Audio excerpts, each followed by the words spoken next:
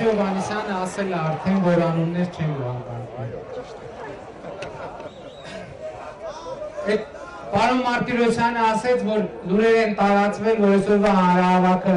չի կայանալու։ Ես էլ եմ լսել, շատ լայն են այդ լուրերը տարածվել, բայց որ չկայացած հանրահավաքն է, բա կայացածը ինչպիսին է լինել։ Սիրելի ժողովուրդ, Հայաստանի Հանրապետության հպարտ քաղաքացիներ, այս օրերին Ազատության հրապարակում և նրանից դուրս Հայաստանի Հանրապետության քաղաքացիներին մարդկանց ամենաշատը հետաքրքրում է մեկ հարց, ամենաշատը նրանք ուզում են հասկանալ, թե ինչ է կատարվում այս օրերին Հայաստանի Հանրապետությունում։ Եվ ուզում եմ ասել, որ փետրվարի 18-ի նախագահական ընտրությունների քվեարկությունից հետո Հայաստանի Հանրապետությունում հաստատված է քաղաքական բացարձակապես նոր իրավիճակ։ Այդ իրավիճակի առանձնահատկությունները բխում են դեռևս ընտրությունների նախորդած շրջանին, երբ իրադարձությունների բերումով քաղաքական մի շարք ուժեր կամա թե ակամա, օբյեկտիվ թե սուբյեկտիվ պատճառներով հրաժարվեցին կամ խուսափեցին նախագահական ընտրություններին մասնակցելուց։ Այս պայմաններում թվում էր, թե Հայաստանում նախագահական ընտրությունների արդյունքներով պիտի հաստատվի միաբևեռ համակարգ, որի գլխին պետք է լինի այդ նույն Սերժ Սարգսյանը։ Թվում էր, թե պիտի լինի մի իրավիճակ, երբ քաղաքական պայքարը ունենա միայն մեկ կողմ, իդեմս Սերժ Սարգսյանի ու նրա վարչախմբի։ Բայց 2013 թվականի փետրվարի 18-ին տեղի ունեցավ աննախադեպ մի բան։ Ժողովուրդը Հայաստանի քաղաքացիների ամբողջությունը ինքնակազմակերպվեց որպես քաղաքական պայքարի երկրորդ և հիմնական բևեռ։ Այսօր Հայաստանի Հանրապետությունում քաղաքական պայքարի կողմերը երկուսն են։ Մեկը 2008 թվականի մարտի 1-ին իշխանությունը բռնազավթած վարչախումբը Սերժ Սարգսյանի գլխավորությամբ և երկրորդը Հայաստանի Հանրապետության ժողովուրդը Ռաֆի Հովհաննիսյանի գլխավորությամբ։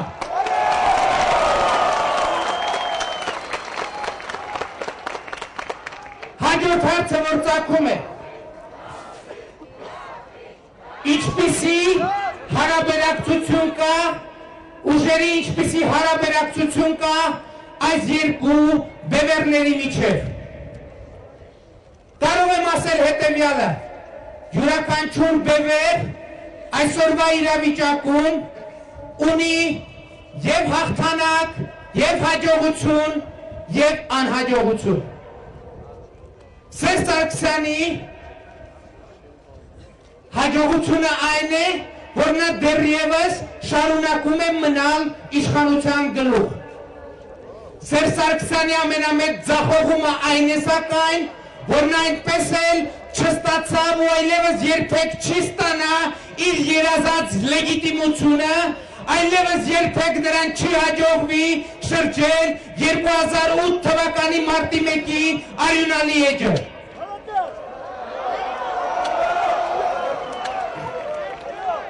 Ժողովուրդը ունեցավ մեկ շատ կարևոր հաջողություն։ Նա կարողացավ դե ֆակտո ընտրել Հայաստանի Հանրապետության նորընտիր նախագահ։ Իդեմս Ռաֆի Հովհաննիսյանի։ Արձանագրեք սակայն, որ առայժմ ժողովրդին այսօրվա դրությամբ չի հաջողվել դե յուրե արձանագրել այդ ընտրությունը, արձանագրել այդ հաղթանակը։ Եվ եթե պիտի Հայաստանում հաստատված քաղաքական իրավիճակը ձևակերպելու լինենք,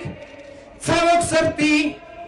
սրտի հերթական անգամ մենք չենք կարող քաղաքական տերմիններով բնորոշել այսօրվա վիճակը, որովհետև նորմալ պայմաններում այսպիսի բան պիտի չլիներ, որովհետև հիմա արդեն կենտրոնական ընտրական հանձնաժողովի նախնական տվյալներով Ռաֆի Հովհաննիսյանը պիտի հռչակված լիներ Հայաստանի Հանրապետության նախագահ։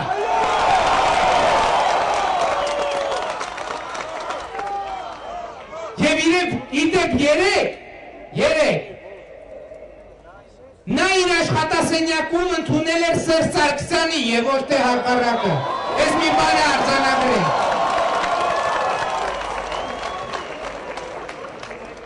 Ուրեմն կներեք այս բառի համար, բայց Հայաստանի Հանրապետությունում հաստատված է օլոմբա քաղաքական իրավիճակ, էլի կներեք այս բառի համար։ Այստեղ բոլորս գիտենք ինչ է դա նշանակում։ Այսինքն որոշակի հավասարակշռություն այնուամենայնիվ ժողովրդին Ռաֆի Հովհաննիսյանի գլխավորությամբ հաջողվել է ձևակերպել շատ ծանրակշիռ հակակշիռ Սերժ Սարգսյանի եւ իր վարչախմբին։ Բայց այս իրավիճակից առաջ շարժվելու համար մենք պետք է արձանագրենք մի քանի բան։ Առաջինը կողմերից մեկը, որը կառնի հախուռն, հապճեպ գործողություններ նա տալու կտա։ Մենք որպես ժողովրդի ազատության հրապարակ պետք է անենք մի քանի շատ կոնկրետ արձանագրում։ Առաջին արձանագրումը մենք ունենք մինիմում ծրագիր։ Մինիմում ծրագիրը հետևյալն է՝ չպարտվել, ժողովուրդը չպետք է պարտվի։ Ինչ է պետք անել ժողովրդի պարտությունը բացառելու համար։ Առաջինը չտալ որևէ հնարավորություն, որ հերոսակախմբերը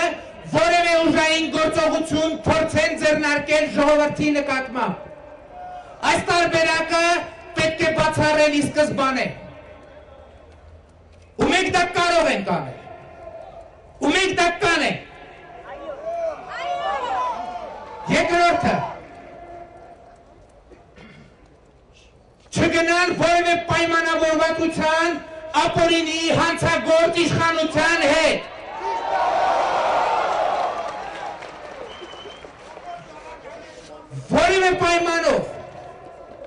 Որևէ պայմանով, որևէ ակնարկով չճանաչել Սերժ Սարգսյանի իշխանությունը։ Սերժ Սարգսյանը չի եղել ու չի լինի երբեք Հայաստանի Հանրապետության նախագահ։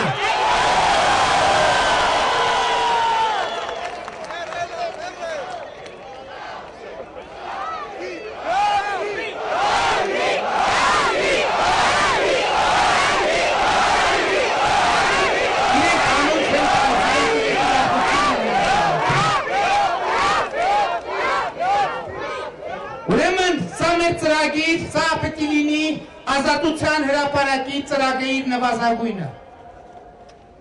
Ծրագիր առավելագույնը հետևյալն է։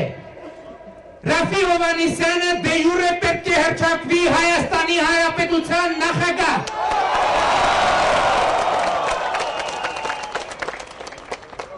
Ինչ է պետք անել սրա համար։ Առաջինը այն հարթակը, որը գլխավորում է Ռաֆի Հովհաննիսյանը, պետք է ծայրահեղ,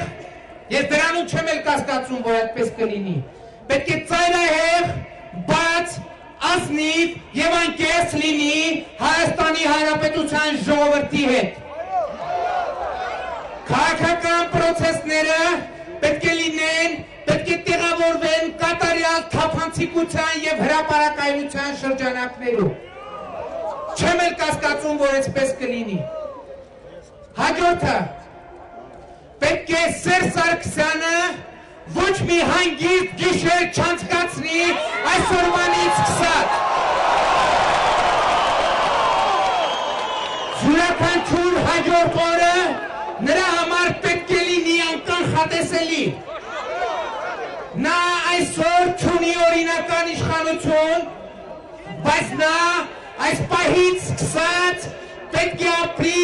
նույնիսկ իր ապօրինի իշխանությունը կորցնելու, ամեն վայրկյան կորցնելու վախը սրտում եւ այսօրվա հրապարակը, այս հրապարակը արդենից ապահովում է դա։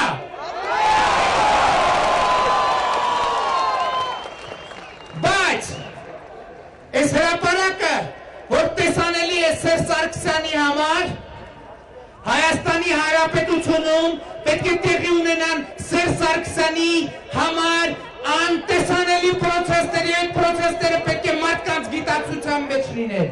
Մենք Հայաստանի Հանրապետության քաղաքացիներս մերժել ենք Սերժ Սարգսյանին։ Սերժ Սարգսյանը այլևս տեղ չպիտի ունենա մեր մտքում, մեր գիտակցության մեջ։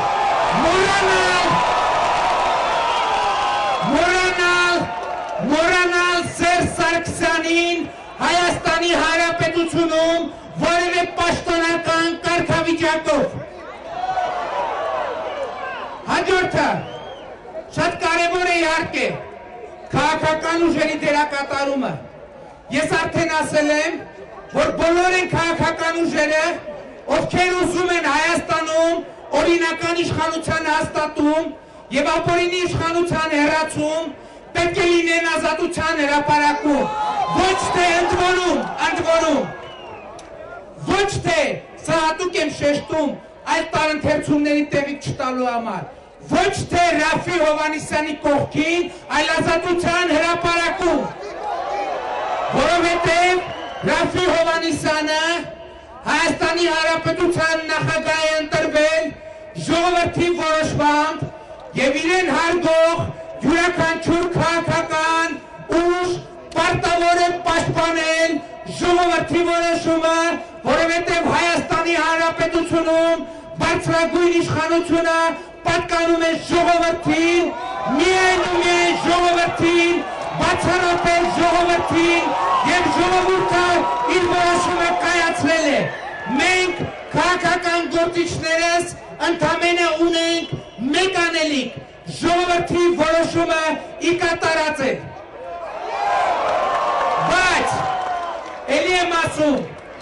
օր եւ արև չպետք է տալ Սերժ Սարգսյանին։ Ընդ որում, ասում եմ առանց սեթևեթանքների, մեր ազատության հրապարակը,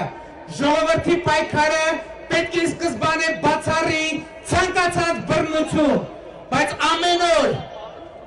օր մեր կամքի ծանրությունը պետք է ճզմի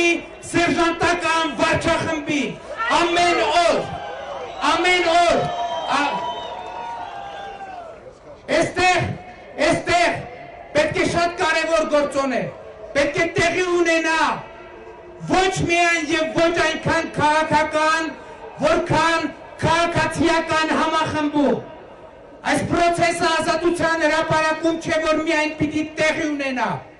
Այս պրոցեսը պետք է մտնեն մեր քաղաքները, մեր գյուղերը, մեր ամենահեռավոր գյուղերում։ Քաղաքացին պետք է վերահաստատի իր որոշումը, քաղաքացին պետք է անցնի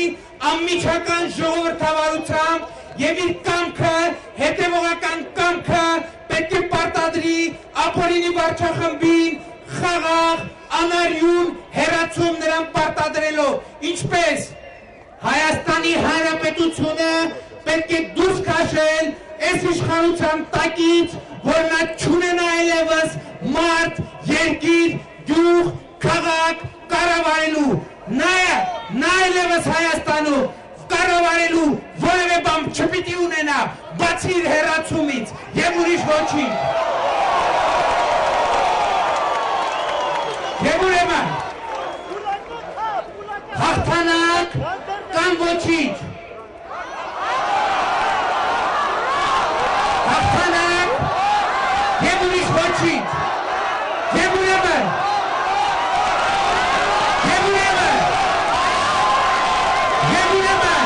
կեցցե ազատությունը, կեցցե քաղաքացիությունը, կեցցե Հայաստանի Հանրապետությունը, կեցցեն մեր երեխաները,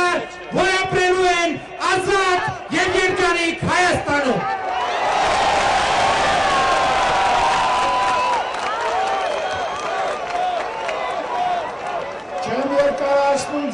տալիս եմ իմ ընկերոջը, իմ եղբորը Ստեփան Սաֆարյանին։